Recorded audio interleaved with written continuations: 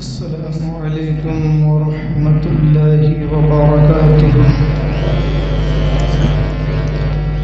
الحمد للہ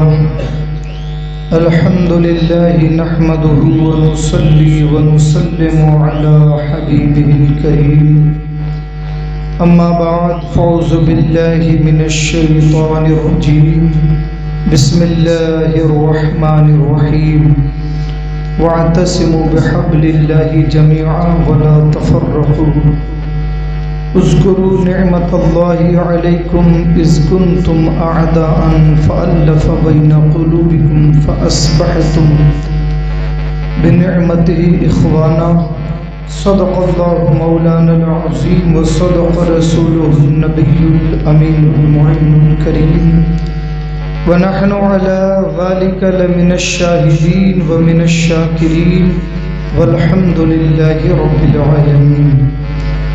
معزز سامعین کرام، آئیے ہم اور آپ نہایت ہی عقیدت و احترام کے ساتھ حضور صاحب لولاک فخر موجودات و رحمت عالم نور مجسم جناب احمد مجتبی محمد مصطفیٰ صلی اللہ تعالی علیہ وسلم کی بارگاہ اقدس میں درود و سلام کا نذرانہ پیش کریں۔ پڑھے اللہم صلی علی سیدنا و شفیعنا و نبینا و مولانا و ملیانا محمد معدن الجود والکرم وعلی آلہ و اصحابہ بارک وسلم، صلاۃ و سلام علیک یا رسول اللہ، صلاۃ و سلام علیک یا حبیب اللہ۔ معزز سامعین کرام، اللہ تبارک و تعالی نے اپنا پسندیدہ دین جو دنیا اور آخرت میں ہمارے لیے نجات و فلاح کا ضامن ہے، اس دین کا نام دین اسلام رکھا۔ اس دین پر عمل کرنے والوں کے لیے اللہ نے دنیا میں بڑی برکتیں اور بھلائیاں پیدا فرمائیں، اور آخرت کی عزت تو صرف انہی کے لیے ہے جسے اللہ نے ایمان کی دولت سے مالا مال کیا۔ میرے عزیزوں، میرے دوستوں، اگر آپ تاریخ عالم کے حوالے سے مطالعہ کریں اور دنیا کی اقوام کا جائزہ لیں تو حضرت آدم علیہ الصلاۃ والتسلیم سے لے کر آج تک، بلکہ قیامت کی صبح تک جو قومیں آ چکی ہیں، جو آنے والی ہیں اور جو دنیا میں موجود ہیں، آپ ان تمام کا جائزہ لیں تو یہ بات اچھی طرح آپ پر واضح ہو جائے گی کہ مذہب اسلام دنیا کا وہ امتیازی اور شاندار اور اپنے اوصاف و کمالات تعلیمات کے اعتبار سے ساری دنیا کا وہ منفرد مذہب ہے جس نے انسانوں کو سب سے پہلے انسانیت سکھایا۔ سب سے پہلے اس نے بتایا کہ انسان کہتے کسے ہیں، انسانیت کیا چیز ہے، اور اللہ تعالیٰ نے ساری دنیا کو، تمام دنیا کے انسانوں کو اللہ کی عیال بتایا، یعنی اللہ تبارک و تعالی کے نزدیک اس کے سارے بندے اس کے عیال کی طرح۔ آپ دیکھیں قرآن مجید نے کتنا خوبصورت تصور پیش کیا ہے۔ اللہ فرماتا ہے کہ اِنَّا خَلَقْنَاكُم مِّن ذَكْرٍ وَأُنثَىٰ وَجَعَلْنَاكُمْ شُعُوبًا وَقَبَائِلَ لِتَعَارَفُوا إِنَّ أَكْرَمَكُمْ عِندَ اللَّهِ أَتْقَاكُمْ۔ اللہ ارشاد فرماتا ہے، لوگوں، یہ خطاب صرف مسلمانوں سے نہیں ہے، بلکہ دنیا میں جتنے بھی لوگ بستے ہیں، چاہے وہ کسی خطے میں رہتے ہوں، کسی بھی دھرم اور نظریے کو فالو کرتے ہوں، اللہ ان سب سے مخاطب ہے۔ ارشاد فرماتا ہے، اے لوگوں، تم سب کو ہم نے ایک مرد اور ایک عورت سے پیدا کیا، تم سب کے سب ایک مرد اور ایک عورت کی اولاد ہو، تمہارے اندر ہم نے خاندان اور قبیلے بنائے تاکہ تم ایک دوسرے سے متعارف ہو سکو، تم ایک دوسرے سے اپنی پہچان پیدا کرو۔ اللہ فرماتا ہے مگر ایک بات یاد رکھنا کہ تم سب میں اللہ کے نزدیک عزت والا وہی ہے جو سب سے زیادہ اللہ سے ڈرنے والا ہے، جو سب سے زیادہ متقی اور پرہیزگار ہے۔ یعنی جو جتنا زیادہ اللہ کی فرما برداری کرنے والا ہے اتنا ہی زیادہ وہ اللہ کی بارگاہ میں عزت والا ہے۔ تو سارے انسانوں کو اگر ایک لڑی میں پیرونے کا کام کیا ہے، ایک کنبہ اور ایک خاندان کی شکل میں اگر کسی مذہب نے جمع کیا ہے تو اس مذہب کا نام مذہب اسلام ہے۔ وہ کہتا ہے کہ دنیا کا کوئی بھی انسان ہو وہ اس رشتے میں سب کے سب ایک لڑی میں پھرے ہوئے ہیں کہ یہ سارے انسان ایک ہی ماں باپ کی اولاد ہیں۔ اللہ فرماتا ہے سب ایک ماں باپ کی اولاد ہے۔ پھر آپ دیکھیں انسانوں کو ایک مرکز پر متحد کرنے کے لیے ہمارے یہاں سب سے مرکزی نظریہ کیا ہے؟ ہم ایک موحد ہیں، توحید کے ماننے والے، ہم صرف ایک خدا کی عبادت کرتے ہیں۔ اب وہ دنیا میں کہیں کا کوئی رہنے والا ہو، ایک خدا کی عبادت جب کرے گا تو وہ نظریاتی اعتبار سے ایک پلیٹ فارم پہ جمع ہو جائے۔ ہم الگ الگ خداؤں کی عبادت نہیں کرتے، الگ الگ قبیلے کے ہمارے خدا نہیں ہیں، ہمارے یہاں الگ الگ چیزیں نہیں پوجی جاتی، بلکہ ہمارا نظریہ کیا ہے کہ کائنات میں جتنی چیزیں ہیں سب انسان کی خدمت کے لیے اللہ نے پیدا کیا۔ یہ سورج ہے اس لیے ہے تاکہ انسانوں کو روشنی دے، یہ چاند اس لیے کام کر رہا ہے تاکہ یہ اپنے وقت پر اپنی روشنی انسانوں تک پہنچائے، یہ آسمان، یہ بادل، یہ زمین اس لیے ہے تاکہ ہم اس زمین پر اپنے گھر بسائیں اور اس پر آسانی سے چل سکیں۔ یہ بادلوں کا ایک سسٹم ہے، ایک نظام ہے، یہ سمندر سے کھارے پانی اٹھاتے ہیں، اللہ کی قدرت سے وہ فلٹر ہو کر کے زمین پر نہایت خوشگوار پانی بن کے آتا ہے جو ہمارے پینے کے کام آتا ہے۔ کائنات کی ہر چیز، درختوں کو آپ دیکھ لیں، یہ درخت اس لیے ہیں تاکہ اچھے اچھے پھل فروٹ پیدا کریں اور گندی ہواؤں کو اپنے اندر لے کے ہمیں آکسیجن کے لیے بہترین ہوا دے سکیں۔ یہ ہریالی، یہ کھیتی، یہ نہریں، یہ نالے، یہ چرند و پرند، یہ جنگلات، یہ ساری کائنات قرآن مجید فرماتا ہے یہ سب کے سب تمہارے لیے ہیں۔ تو جب یہ ہماری خدمت کے لیے ہیں تو پھر یہ ہمارے خدا کیسے ہو سکتے ہیں؟ جو ہماری خدمت کرے وہ ہمارا معبود نہیں ہو سکتا، جو ہمارے لیے پیدا کیا گیا وہ ہمارا خدا نہیں ہو سکتا۔ خدا تو وہی ہو سکتا ہے اور وہی ہے جس نے ساری کائنات کو پیدا کیا، سارے کے سارے اس کے محتاج، وہ کسی کا محتاج نہیں۔ میرے عزیزوں، میرے دوستوں، اس لیے اسلام وہ دین ہے جو ساری دنیا کو ایک پلیٹ فارم پہ لا سکتا ہے۔ اتحاد کی بات آپ کرتے ہو تو اتحاد اگر مرکزی اعتبار سے، نظریاتی اعتبار سے آپ کے اندر اختلاف ہے، آپ کبھی متحد نہیں ہو سکتے۔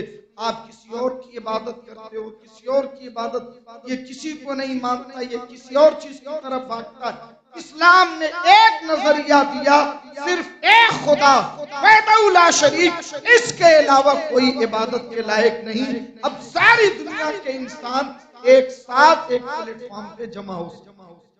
میرے عزیزوں، میرے دوستوں، مرکزی نقطہ ہمارے نزدیک کیا ہے؟ وہ توحید کا۔ ہم موحد ہیں، ایک اللہ کی عبادت کرتے ہیں۔ اسلام نے سب سے بڑا احسان اس دنیا پر یہ کیا کہ دنیا کو انسانیت کا سبق دیا، پیار، محبت، ایثار، اخلاق و قربانی، اپنوں کے لیے بھی غیروں کے لیے بھی۔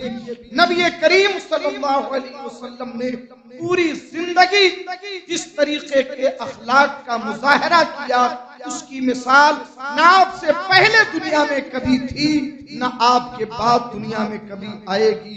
اللہ کے نبی سید عالم صلی اللہ علیہ وسلم نے بحیثیت قائد، بحیثیت رسول، بحیثیت پیغمبر، ہمیں یہ سکھایا کہ مسلمان وہ ہے جو انسان کامل ہوتا ہے، وہ اپنوں کے درد کو بھی سمجھتا ہے، غیروں کو معاف کرنے کا جذبہ بھی رکھتا ہے، جو دنیا میں انسانیت کی قدر کرتا ہے۔ آپ عرب کی تاریخ کو دیکھیں، کیسے ظلم تھے، کیسے بکھرے ہوئے تھے، الگ الگ فرقوں میں، الگ الگ قبیلوں میں، الگ الگ خاندانوں میں، اور پھر ان کی لڑائیاں، اللہ اکبر۔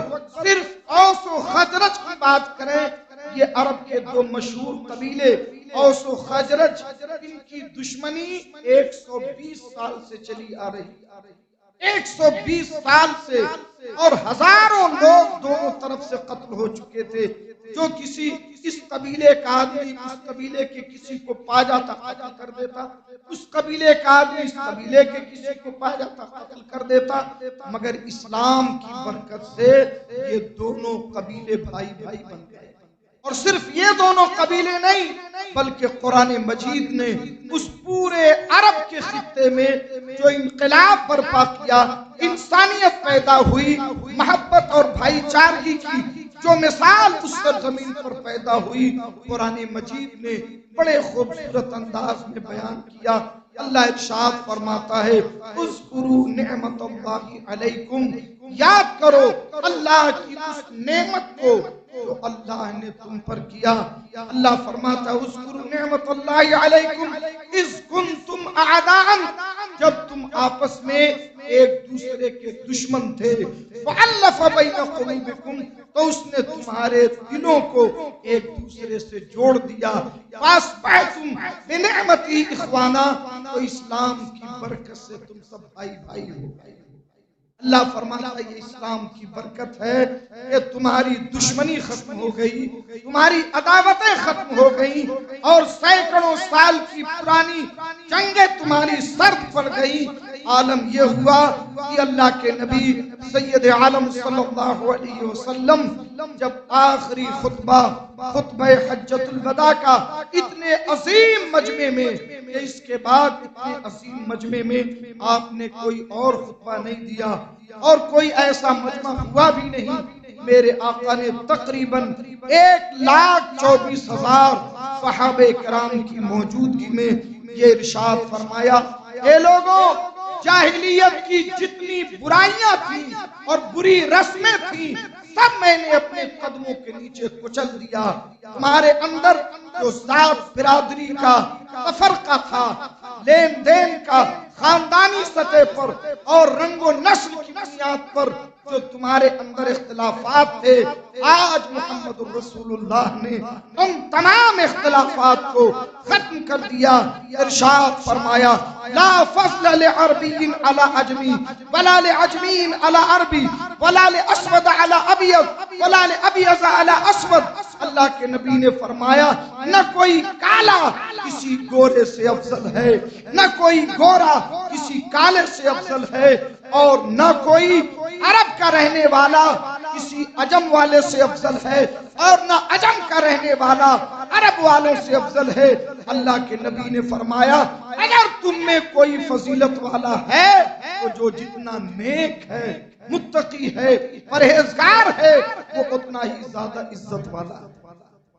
تو اللہ کے نبی نے ایک معیار دیا بلندی کا، ایک معیار دیا عزت کا، اور وہ معیار کسی خاندان کے ساتھ نہیں ہے، رنگ و نسل کے ساتھ نہیں ہے، علاقے کے ساتھ نہیں ہے، بلکہ وہ اللہ سے تعلق پیدا کرنے کے ساتھ۔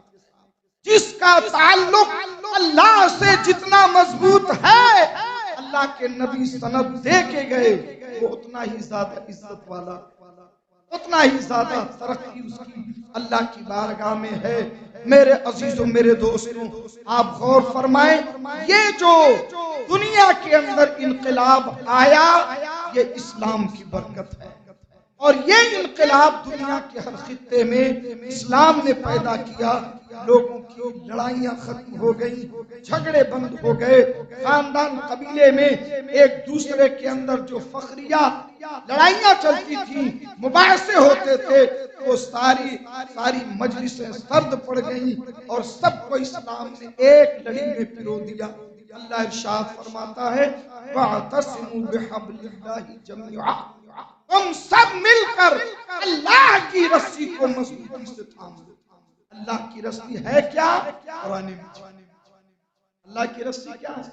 قرآن مجید، یعنی سب مل کے قرآن پہ عمل کرو، سب ایک ہی رنگ میں رنگ جاؤ گے، سب ایک جیسے ہو جاؤ گے، سب ایک ہی نظریے پر، ایک ہی اعمال کے ساتھ، ایک ہی طریقے کے نظر آؤ گے۔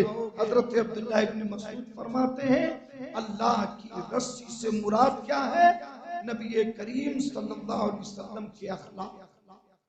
تو دونوں چیزیں ہم لیتے ہیں، قرآن مجید اور ہمارے نبی کا اخلاق، یہ اللہ کی رسی ہے، اسے ہم مضبوطی سے تھام لیں۔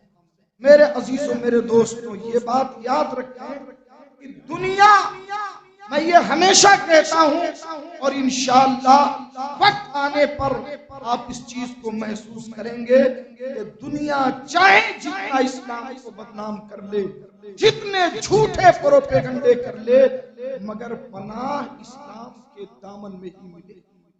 یہ بات یاد رکھیے، ایک وقت آئے گا جتنی تیزی کے ساتھ ہم دولت میں ترقی کر رہے ہیں، اتنی ہی تیزی کے ساتھ ہمارے درمیان سے اخلاق اور انسانیت دور ہو رہی ہے۔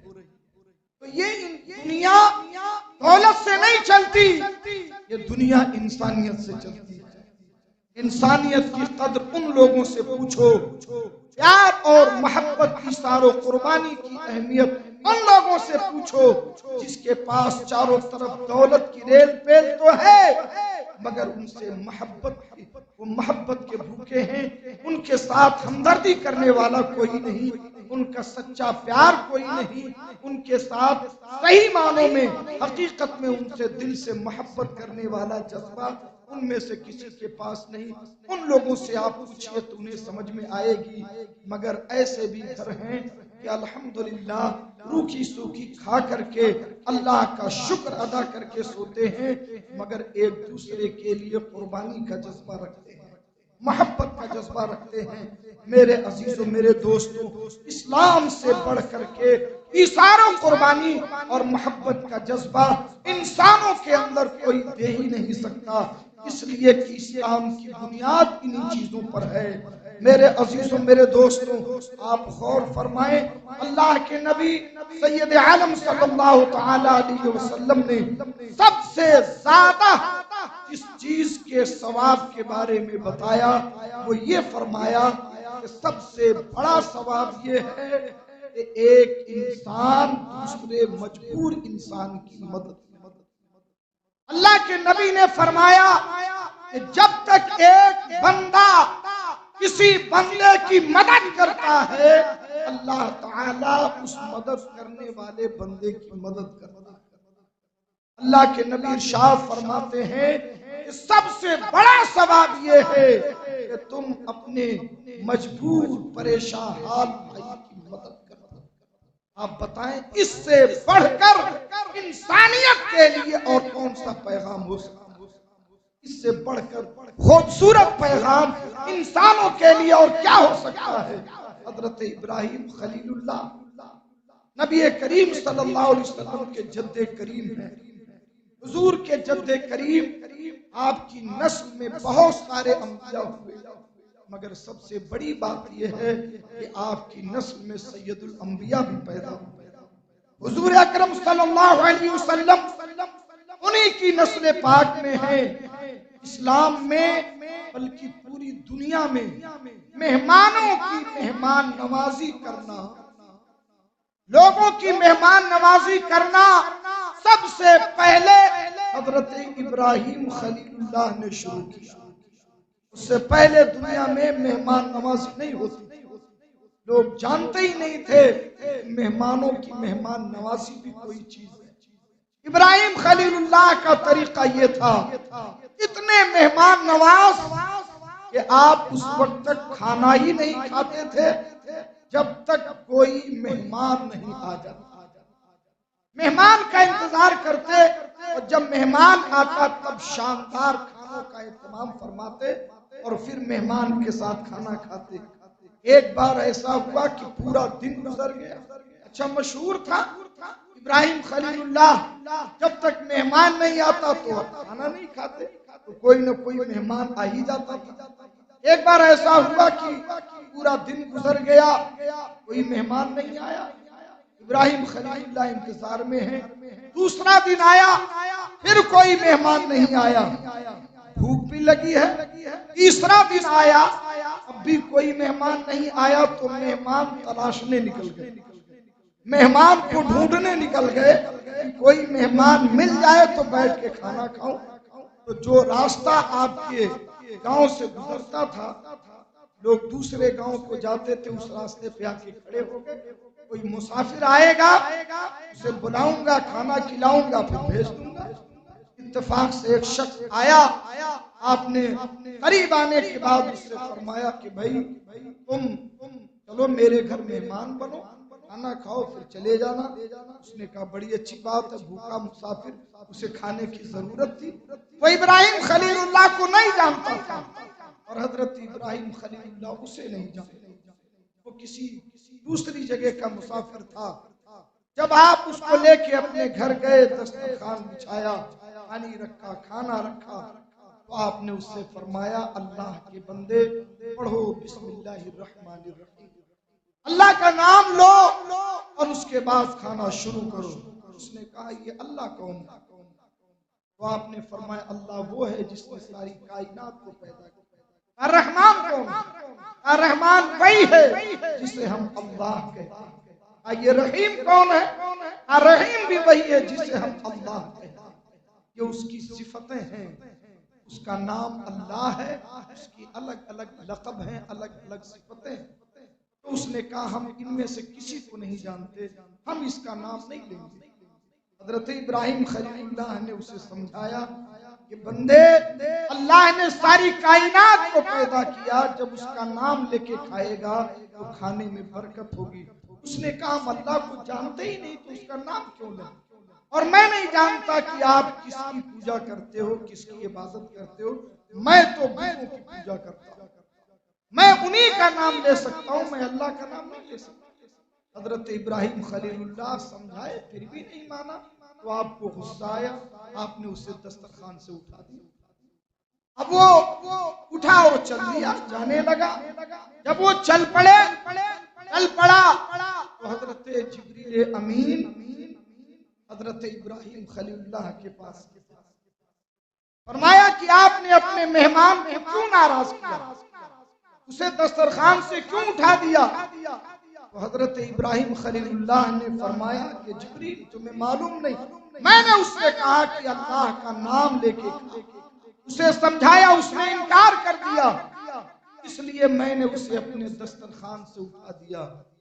تو حضرت جبریل نے فرمایا کہ آپ کے رب نے مجھے بھیجا، اور رب نے فرمایا کہ اس مسافر کی عمر 50 سال ہو گئی، میں نے 50 سال اسے کھلایا، آج تک اس سے اپنے نام کو زبردستی اس پر نہیں تھوپا کہ تو میرا نام لے گا اب میں تجھے کھلاؤں گا۔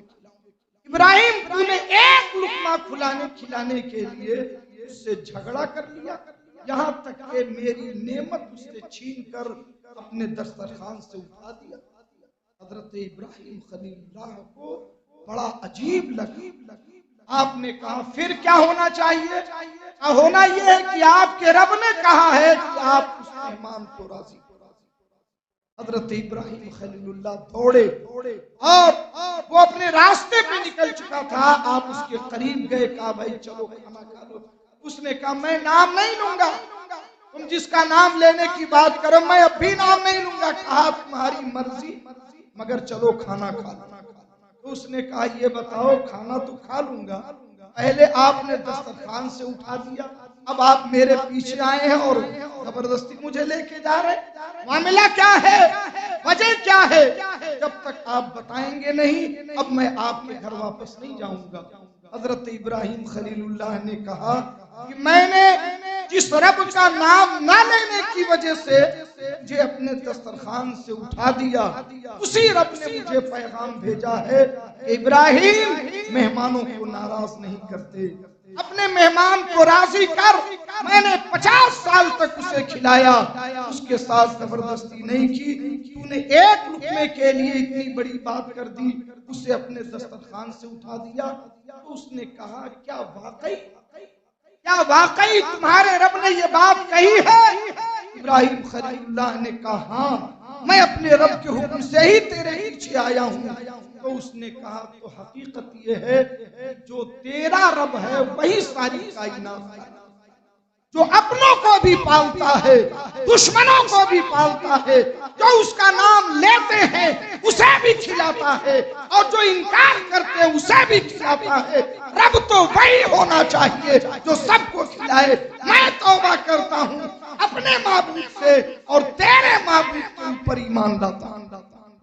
میرے عزیزوں، میرے دوست، آپ غور فرمائیں، اللہ تعالیٰ نے، اللہ کے نبی نے اور انبیاء کرام نے ہمیں جو زندگی عطا فرمائی، جو اخلاق اور کردار عطا فرمایا، یہ اسلام کا حصہ ہے۔ انسانیت، اثار و قربانی، پیار اور جذبہ لوگوں کے ساتھ جو اسلام نے عطا فرمایا، اس کی مثال دنیا میں کہیں نہیں ملے گی۔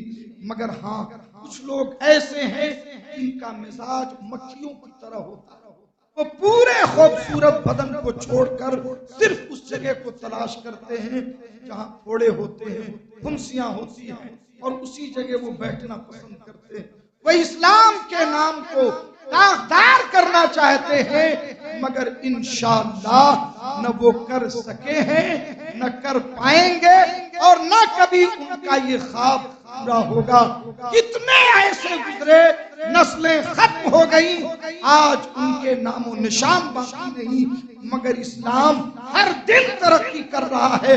ہر دن ایسا نہیں، کوئی ایسا دن نہیں آتا جس میں سینکڑوں لوگ توبہ کر کے اسلام کی بہاروں میں داخل نہیں ہوتے۔ اللہ تبارک و تعالیٰ نے ہمیں جو دین عطا فرمایا، ہمیں اس پر فخر ہے۔ اللہ اس دین پر ہمیں قائم رکھے، اور سب سے بڑی دعا یہ ہے کہ اللہ ہمیں دیندار بنائے، اسلام پہ عمل کرنے والا بنائے، اسلام کو ماننے والا بھی اور اسلام پر عمل کرنے والا بھی بنائے، اسلام سے محبت کرنے والا اور صحیح معنوں میں اسلام کی تعلیمات کو فالو کرنے والا بنائے۔ اللہ تبارک و تعالیٰ اپنے حبیب مکرم صلی اللہ علیہ وسلم کے صدقے میں، میرے خطاب میں کوئی غلطی ہوئی ہو، لفظاً معناً عمداً کسی بھی اعتبار سے سہون، اللہ تعالیٰ اپنے حبیب کے صدقے میں معاف فرمائے۔ استغفر اللہ ربی من کل ذنب واتوب الیہ۔ السلام علیکم ورحمۃ اللہ وبرکاتہ۔ یہ اعلان سماعت